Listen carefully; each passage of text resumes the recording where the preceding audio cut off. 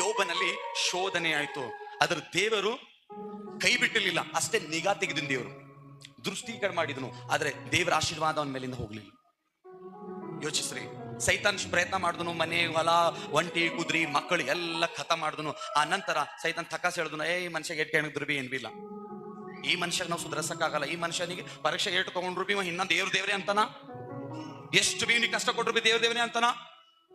ಹೊಲ ಮನಿ ಪ್ರಾಪರ್ಟಿ ಬಂಗಾರ ಬೆಳ್ಳಿ ಒಂಟೆ ಕುದುರೆಗಳು ಇನ್ ಬಿಸ್ನೆಸ್ ಎಲ್ಲ ಹಾಳು ಮಾಡಿದ್ವಿ, ಇನ್ನು ಸ್ವಾಮಿನಿ ಅಂತಾನ. ಅದಕ್ಕಿಂತ ಹೆಚ್ಚಿಗೆ ಏನಾದ್ರೆ ಹೆಂಡ್ರು ಮಕ್ಕಳುಗಳರ ಅದು ಬಿ ಹಾಳು ಮಾಡಿದ್ವಿ, ಅದು ಬಿ ಹಾಳು ಮಾಡಿದ್ವಿ, ಮಕ್ಕಳಿಗೆ ಸಾಯಿಸಾಕ್ತಿವಿ, ಇನ್ನ ಬಿ ದೇವ್ರೆ ಅಂತಾನ.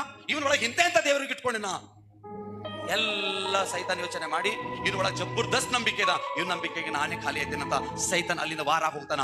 ಕಡೆಗೆ ದೇವರು ಅವನಿಗೆ ಮತ್ತೆ ಮುಖ ತೋರಿಸ್ತಾನ. ಮತ್ತೆ ಅವನಿಗೆ ಮುಖ ತೋರಿಸಿದಾಗ ಜೀವಮಾನವಲ್ಲ ಯೋಬನ ಪಲೆ ಯಾರು ಭಕ್ತರಿದ್ದಿಲ್ಲ, ನಂಬಿಕಸ್ತನು.